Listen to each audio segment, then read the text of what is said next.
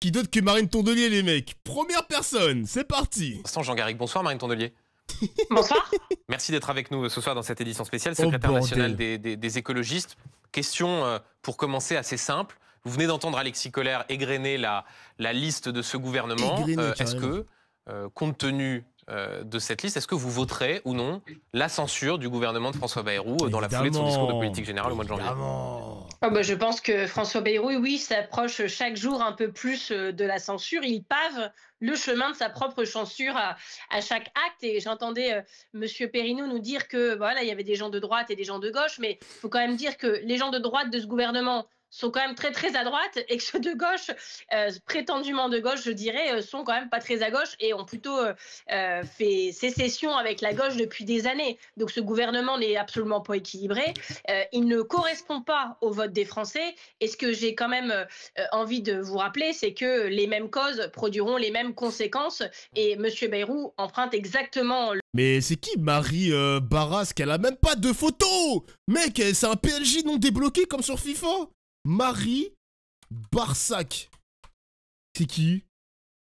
C'est elle. Je connais pas.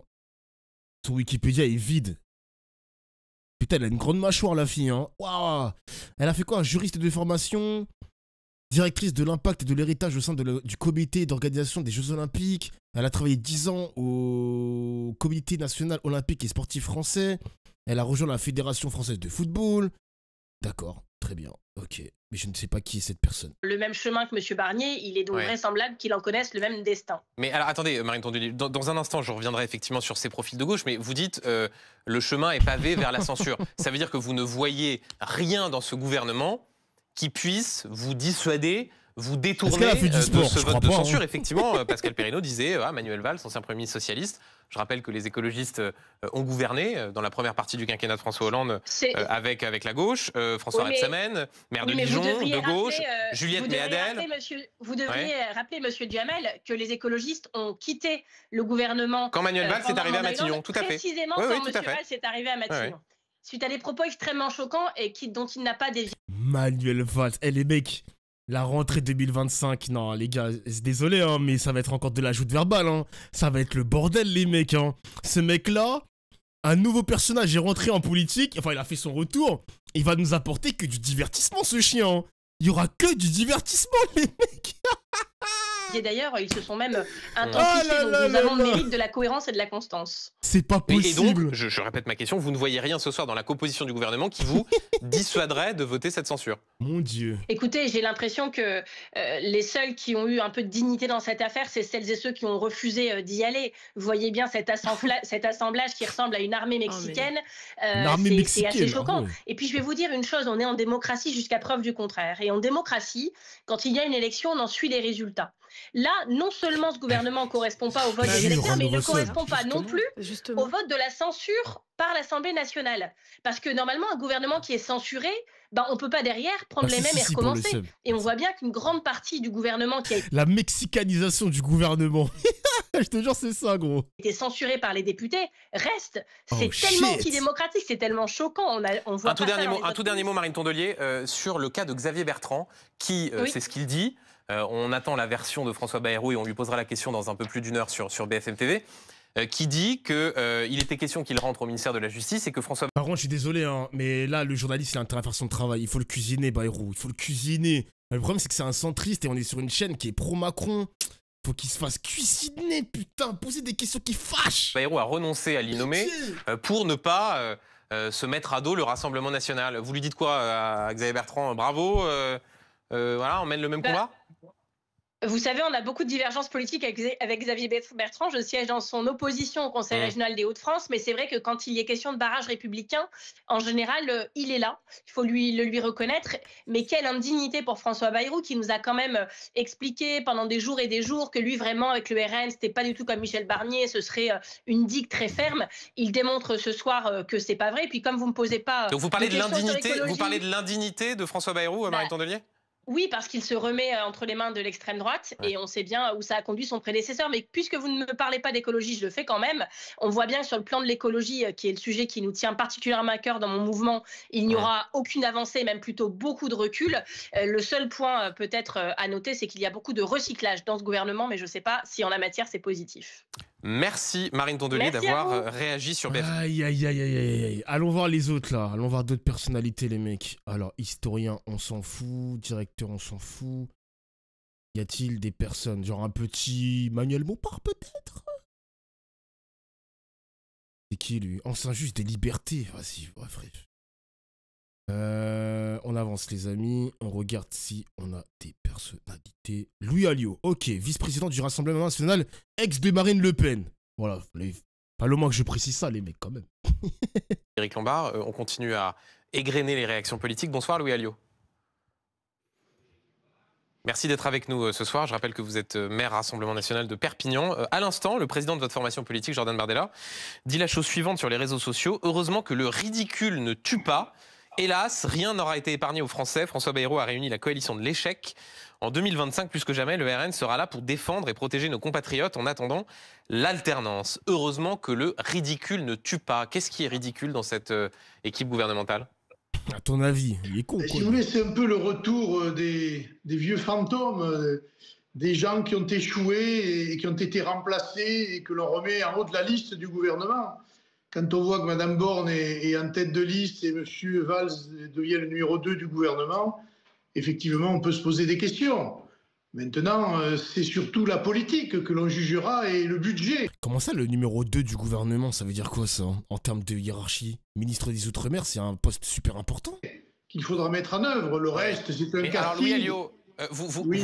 vous êtes parfois paradoxaux au Rassemblement National. Combien de fois vous ai-je entendu dénoncer le macronisme hors sol, l'absence d'expérience des ministres? Là, vous pouvez considérer que ce sont des fantômes, puisque c'est le mot que vous utilisez, mais Ah, les mecs, pause. C'est qui le ministre de l'économie, le chat, s'il vous plaît? Par pitié. Le ministre de l'économie, du coup, j'ai pas le blaze. C'est qui, wesh?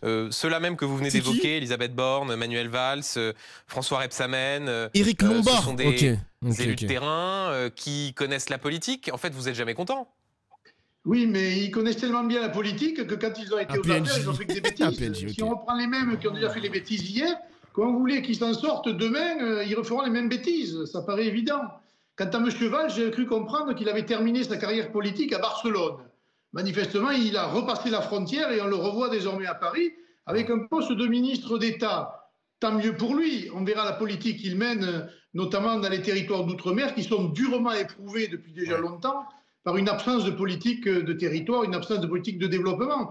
Donc c'est encore une fois ce que je vous disais tout à l'heure, nous allons regarder la feuille de route, le discours de M. Bayrou et la manière dont il entend bâtir ce budget. Mais en l'état, que tout le monde attend. Louis Alliot, vous n'êtes pas sur le point de censurer ce gouvernement.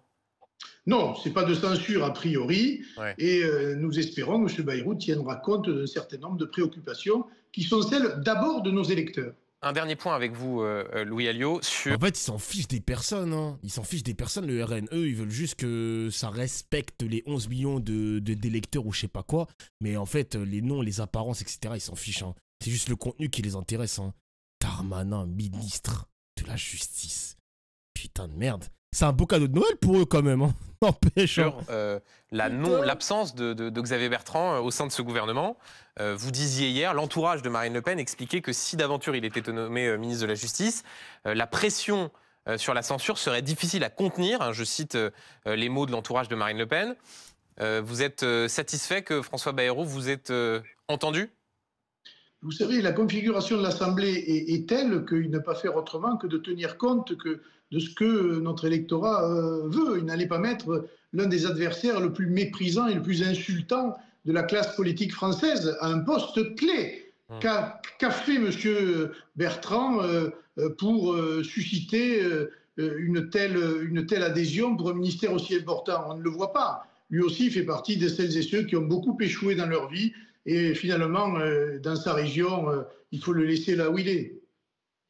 Merci Louis Alliot d'avoir Merci. réagi sur notre... Allez, une autre personnalité, François Bayrou, je suis très fier de l'équipe présentée ce soir. Un collectif d'expérience pour réconcilier et renouer la confiance avec tous les Français. Un collectif d'expérience. Mais là, c'est plus un collectif d'inexpérience. C'est que des mecs qui ont échoué. Ils ont tous échoué. Ils ont changé Elisabeth Borne parce qu'elle était nulle à chier. Manuel Valls, il a sauté parce qu'il est nul à chier. Il a échoué à Barcelone parce qu'il est nul à chier. Darmanin a sauté parce qu'il est nul à chier. Je comprends pas. Mais qui t'a envoyé? Genre, qui t'a envoyé? Il se fout de notre gueule, Bayrou. Mais qui es-tu, Bayrou, en fait? Qui es-tu vraiment derrière cette calvitie? C'est qui ce mec? Alors, député socialiste, on va écouter. Qui es-tu? Hollande, Juliette Méadel, ancienne secrétaire d'État sous François Hollande, François Rebsamen, ancien ministre de François Hollande, maire de Dijon. Ça, c'est de la gauche, vous devriez applaudir, non? C'est vraiment une merde. Je devrais applaudir, en effet, Manuel Valls, qui a réussi le comble de perdre toutes ses élections depuis 2017, avec même quand il était candidat soutenu par Emmanuel Macron en 2022 face à Stéphane Vojetta. Je devrais aussi applaudir, évidemment, François Rebsamen, qui a fait l'exploit de soutenir des candidats macronistes contre des candidats socialistes aux dernières législatives, et c'est des socialistes qui ont gagné. Non, évidemment, quand on prend des macronistes... Ça peut arriver de perdre des élections, Arthur Delaporte, hein, vous savez. Je ne dis pas ça, je dis juste que quand on prend des macronistes qui ont perdu ou qui ont soutenu des gens qui ont perdu, on n'appelle pas ça les socialistes. Voilà, c'est tout. Je dis appelons les chats les chats. Et c'est quoi, ils sont pas de gauche, Arthur Delaporte? C'est vous qui décernez les brevets de qui est de gauche ou qui ne l'est pas?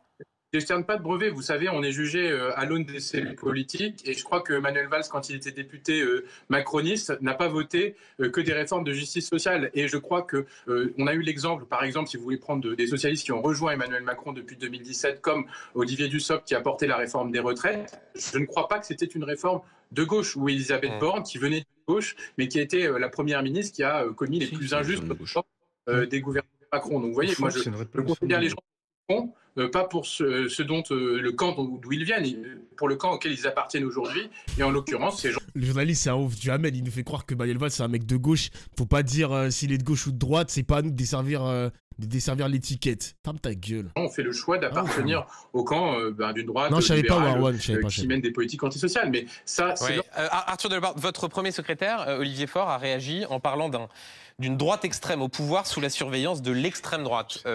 Si j'en juge la réaction d'Olivier Faure, il n'y a plus l'ombre d'un doute sur le fait que vous censurerez le gouvernement de François Bayrou au mois de janvier dans la foulée de sa déclaration de politique générale. C'est le PS, les mecs, hein.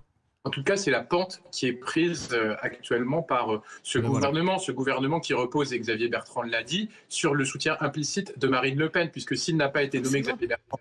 Mais moi ça me fume les gars, comment la politique c'est vraiment de la clownerie hein. Genre on a le tweet de Bardella à l'instant où il parle du ridicule de Tupa. J'avoue que la formule elle est assez puissante.